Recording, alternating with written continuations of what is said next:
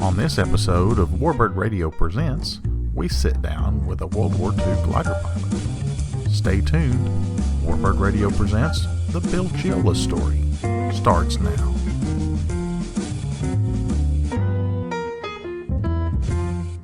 The Bill Cheolas story is one man's recollection of the life of a World War II glider pilot. In the winter of 1945, the Allied forces in Europe had the German army on the run, driving them out of France and Belgium back to the Rhine River. The American and British armies were making plans to cross the Rhine and push deep into the fatherland. Part of that plan was to be called Operation Varsity. Varsity was the largest single-lift airborne operation the world had ever seen. Some 17,000 Allied troops were set to drop from the skies and push into the German industrial heart, known as the Ruhr Valley. The American 17th Airborne Division was carried to the front in a mix of C-46s and C-47s and over 900 Waco CG-4A gliders. The Waco gliders were a fabric-covered wood and metal aircraft built to carry troops and equipment into combat. First flown in 1942 and built by 16 different companies across the United States, the British and U.S. armies eventually took delivery of almost 14,000 of these aircraft. The CG-4As were used in airborne operation in Sicily, Burma, Normandy, Market Garden, and Operation Varsity. I met Bill at a World War II glider reunion at the Mid-America Flight Museum in Mount Pleasant, Texas. He sat down with me to talk. He struck me as a man of great patience and calm demeanor. That countenance was brought on by years of teaching in the Detroit area public schools. Let's hear what Bill had to say. Good morning, Bill. Good morning, Zane. How are you today? I feel good. Good. Gotta feel good. Life's too short. There you go. I got banana peel just like he has under each foot. Yeah, well, but you're still here. I'm here. You're here. Yep. Good. Glad to be. So tell us a little bit about yourself. Where'd you grow up? Where are you from? I grew up in Detroit during the Depression and graduated from high school in 42, and 17 years old in June I had to turn 18, and I decided I better look into what am I going to do. Am I going to be drafted or get in the service, volunteer to get in? And I really wanted to learn a skill if I was going to get in, and then I was leaning towards the Navy, but I had the Air Force in mind. And then when it opened up that high school graduates could apply for pilot training, they were short of pilots. I passed the 2-hour exam and went through the cadet program, graduated in 1944, April. Got my wings on April 15th, and I was scheduled to go to a fighter pilot school. Okay. And it didn't work out. I eventually got orders later in the year to go to Lubbock, Texas, and I found out I was going to be a glider pilot. Okay. There was shortage of glider pilots. Right. When you enlisted, you didn't have a college education. Nope. So you were waiting for a good spot then, I guess. I was looking for something, that would benefit me. In addition, I was going to fight for my country, sure, but I wanted to get something out of it if I'm going to go, and I just didn't feel that I'd get that out of the Marines or the Army. Yeah. And so where did you enlist? I signed up September 8th, 1940. I got to think of 42. Okay. Because I got called in 43. January 43, I got called in and shipped down to Miami Beach, stayed there for a couple months, went up to the University of Florida up at Gainesville. They call it College Training Detachment, and they put a group of us, I don't know, 500-600 of us through 6-hour day. I picked up somewhere between 17 and 21 credits while I was there. Yeah. And in 6 months, they had a slot. I'm saying they had an opening for me. Right. Shipped me to Texas. To Lubbock. No. Oh, okay. No, they shipped me to San Antonio Okay. for the beginning of cadet training. And my first primary was held at Cuero.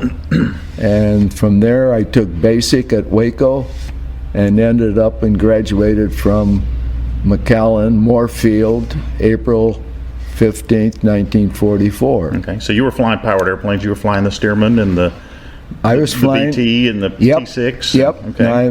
My primary was a PT-19 open cockpit, Ranger engine inverted. At Waco, I flew the BT-13, a big old vibrator, big airplane. Oh, it was a big jump from 175 to 450. And then from there, went down to McAllen and went into advanced training at the AT-6 Okay. and graduated from McAllen, or Moorfield, it was known as then, April 15, 1944. So how did they pick you to go to Lubbock to go gliders?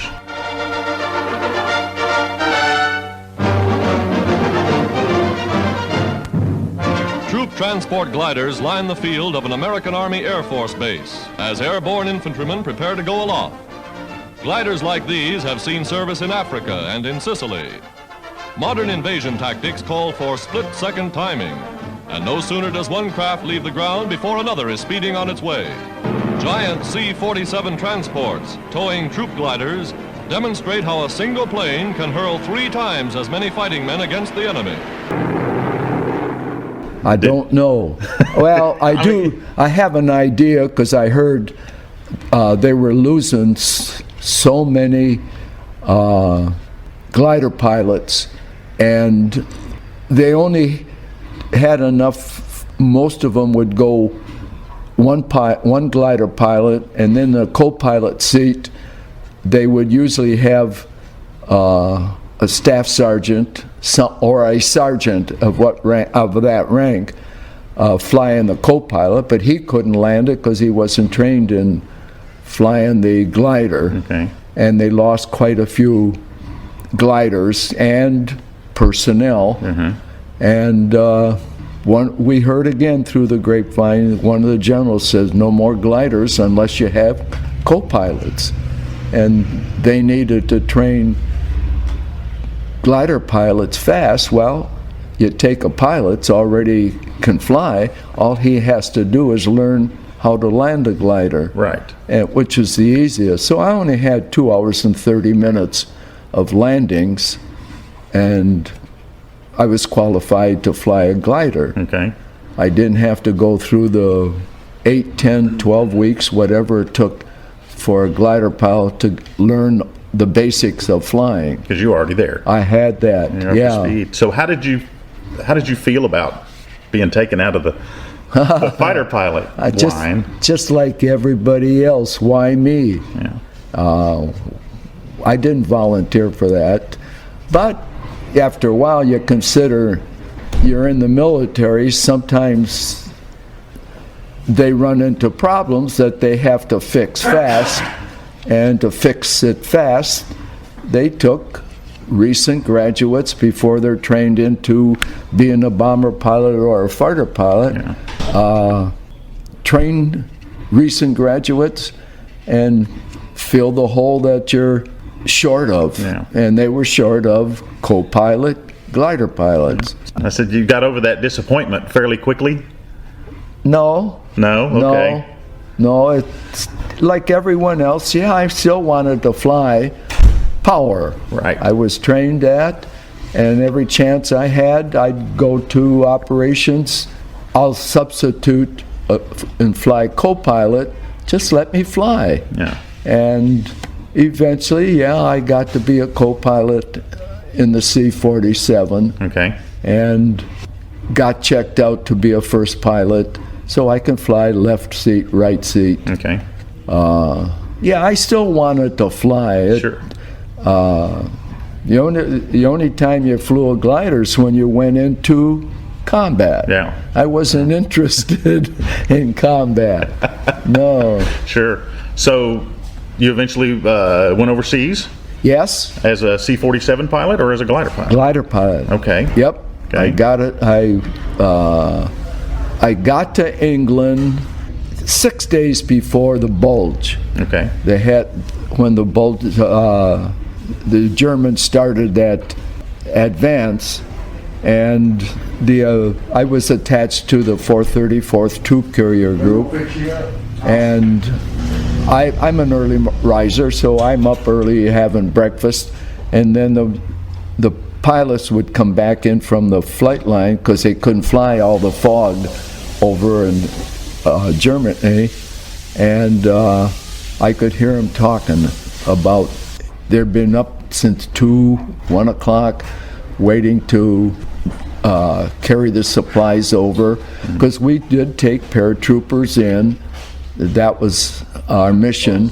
The C-47 and the troop carrier group, every group had nurses, so we became a hospital ship, and we were a truck driver. We transferred supplies, or we dropped paratroopers, or we towed gliders.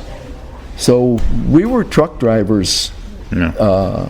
We were support, and that's how.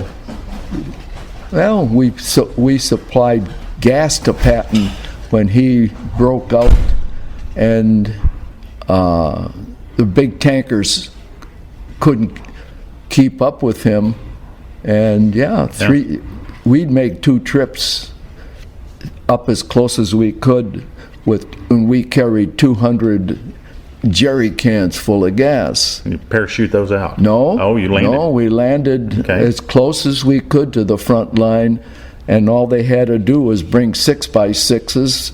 We'd put the jerry cans in the trucks, and they would go right to the tank division, and all they had to do was pour 5 gallons in. They didn't have to mess around. Right. Where the big tankers just couldn't get to them get close enough. Plus the fact the big tankers weren't bulletproof. Right. Right. It only took one incendiary and you'd blow up. So while you were in England, did y'all fly the gliders practice No. training or at all? Very little. Okay. Very little. It was get ready for the next invasion. Yeah. And lucky for me, I only had one, and I'd had a problem if I had to go on a second one. So you did fly glider into combat? Yes, I did. Whether you wanted to or not? Yep. Yes, that's true. Yeah, it's so true. So what operation were you on? I was in Operation Varsity, March 24th, 1945. While the Allied armies lay like great engines poised on the left bank of the Rhine, day after day and night after night, the air forces went out. Everything is made ready for the armies to cross, and a tremendous airborne army will strike ahead of them. Into their gliders they load jeeps and guns, field pieces and munitions, whole regiments of equipment. For the airborne army may have to be self-sufficient for days until it is relieved. Here are the men of that army, the men who will ride the gliders. Had probably the largest number of gliders in any of the invasion, yeah. And we took in a green outfit, the 17th Airborne. That was their first mission.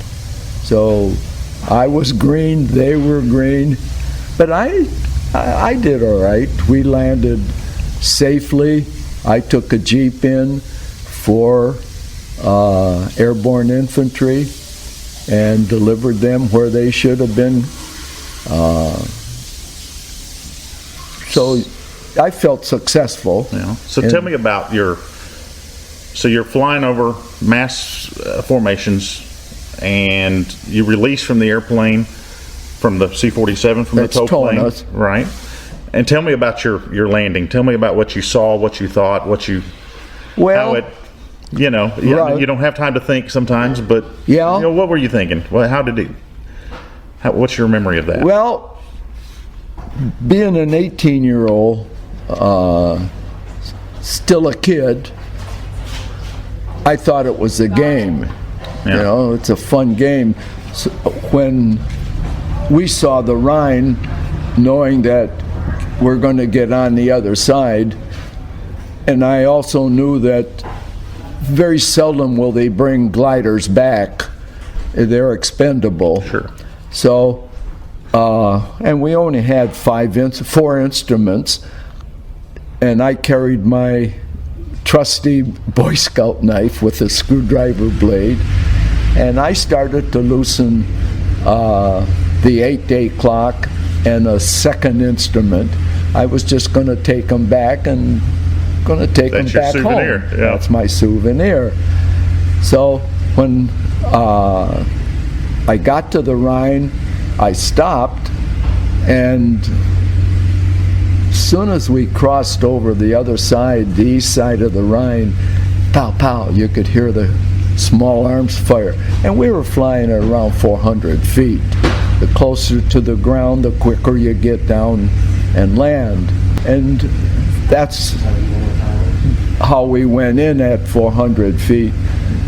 But ahead of us, at the landing zone, they had a smoke screen set up. And here again, did the lead ship get disoriented? I don't know. But when we got through the smoke screen and we looked for our landing zone, we had to make a 270-degree turn and get in our glide path. And when we got in our glide path, right in our glide path was a transmission line. Oh. And neither pilot wanted to hit that thing. No.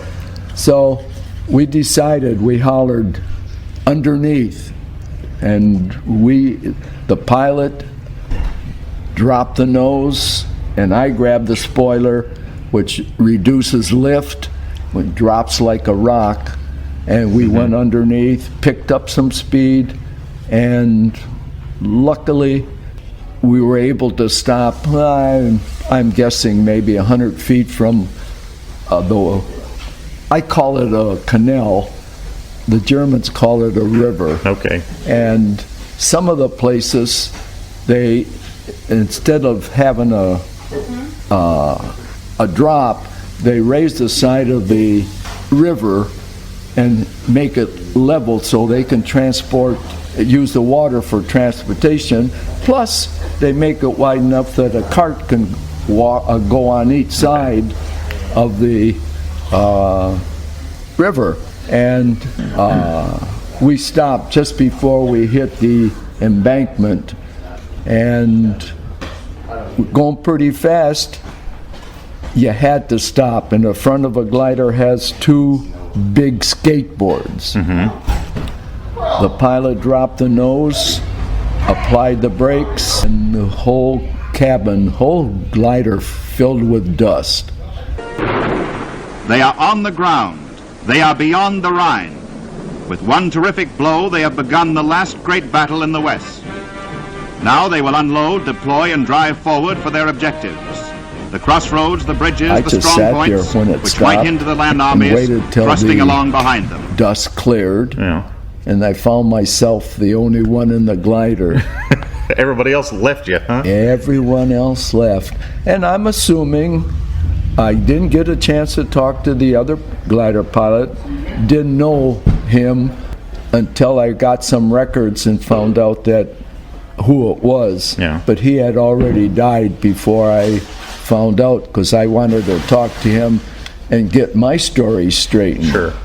And because when he made his intelligent report, his was a little different than mine. So which one of the two of us were right? That's what I was looking for. Sure. But we both got back, and yeah, like I said, I found out about him a couple years ago, but he had already died. Okay. Was he killed in action, or did he? No. No. Okay. No, he died here in the States. Yeah.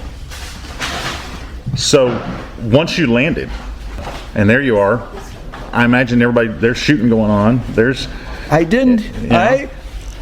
I didn't move for a long time, even after I saw that I was the only one left. Again, I don't know how scared I was. Right. Was I stiff? I don't know. If I had to guess, I would probably, I can't say it, but shit in my pants. But I jumped out. I've never had infantry training. The guys that went in and like I did, power pilots, never got infantry training like the regular glider pilots got. So I laid next to the left tire, and I just stayed there. I wasn't going to move. No landing. All the gliders on our left, they had already landed, but I could see gliders coming in on my right. They were filling the landing field. And I just laid there until no more gliders were landing. Got quiet, didn't hear fire, small arms, machine gun, didn't hear anything. So I stood up, looked around, and I noticed that I was in a big, big field. No one around. Middle of the war all by yourself. You bet.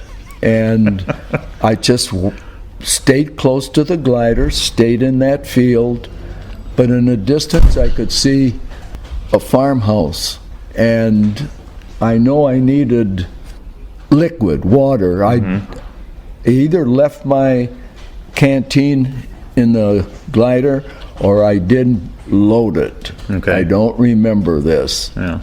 And so I thought, well, I may as well go over to that farmhouse. I could see military guys going in and out, and if they were friendly, good for me. If they were the Germans, too bad for me, but I went. And yeah, they were ours. They were, I'm guessing, they were part of the paratroopers and the glider people that we brought in. And I looked for water and couldn't find any. Went down in the basement, and looking around, I found the wine cellar, and I grabbed a bottle of wine. It was liquid. I can't tell you if it was sweet, sour, or whatever wine. It was wet. It was wet. And went out on my own again, looking for someone to head me to the command post. Didn't see anyone, and it was getting late in the afternoon. So I says, I've got to find a place to bunk. And then there was a ditch. Wasn't a real deep ditch, but it looked like it was mowed. So I just laid in the ditch and tried to sleep all night. Couldn't get a good night's sleep because all night long the 88s would fire towards us, and we'd fire back with our 75s, and both have a specific sound to it. You knew who was shooting at who. You bet. And next morning I woke up again in this field, looking around, found two guys. Where are you going? Going back to our glider. Okay, I'll walk with you back to mine, and then when you head back to the command post, I'll go back with you. Well, while we were walking back to the gliders, I started getting cramps. The wine on an empty stomach gave me the GIs. Well, I got by the tail of the plane, and I told the guys, you go pick me up on the way back. And I wore flight suit, I wore my winter uniform, and I wore long johns because it was March, and I wasn't going to get cold. And at that time, the long johns were the trap door.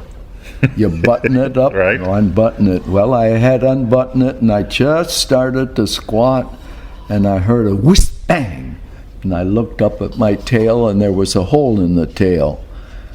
Up comes the long johns, cured my my cramps, and I got out of there. Yeah. So I never met the first two guys, and I'm back in this field looking around. Again, two more guys were coming by, and they're heading back the way the first two guys came. And where are you going? He said, we're going back to the command post. Just who do I want to walk with? Sure. And yeah, we walked back to the command post, and man, I saw a whole circle of German prisoners, and I mean a circle 150, 200 feet wide. The enemy's river line is gone. His secondary positions are overrun. Already the first prisoners from the east bank are waiting to be ferried across.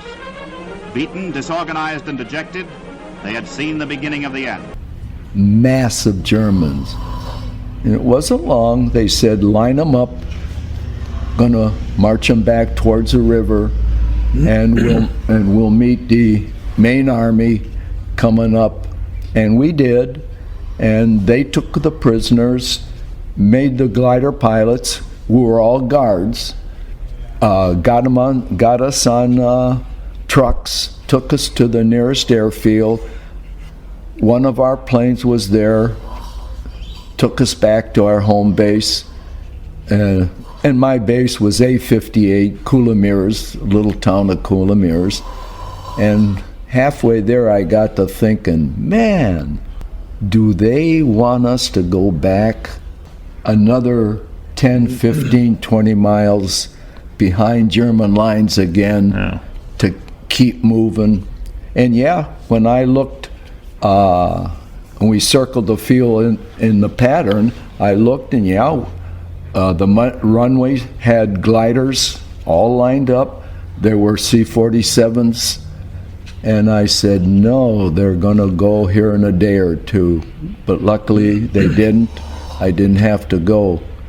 And yeah, I was lucky. I was lucky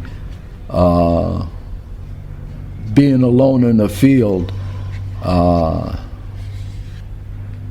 was lucky. Yeah. That's all I can say. Yeah. Thank the good Lord. But you're here today with us. I'm here. So yeah. And that's all. Into the broad Westphalian plain that stretches 260 miles to Berlin, the tanks and troops start driving forward. They have a rendezvous to keep with the Red Army, and they intend to be on time.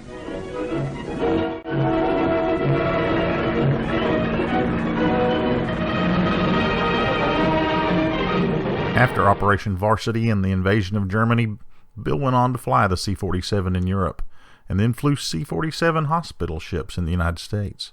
After VJ Day, he eventually received orders to the Philippines, and flew B-17s on photographic missions all around the South Pacific. He eventually became a multi-engine instructor back in the United States. After a total of 7 years in the service and a glut of pilots in the airlines, he decided he needed to do something else to make a living. He went back to Detroit, and with a new college degree, tried his hand at poultry husbandry and a few other odd jobs, eventually landing a long, satisfying career as a high school vocational skills teacher and counselor. He is now retired, but he still volunteers to talk to kids about World War II and his life experiences. Bill is one of our greatest generation, and it shows. You can see photos of Bill once again flying the C-47 at the Glider Pilot Reunion on WarbirdRadio.com in the image gallery for this story. For Warbird Radio Presents, this is Zane Adams. That's all we have for this episode. There's more to come on WarbirdRadio.com. Thanks for listening.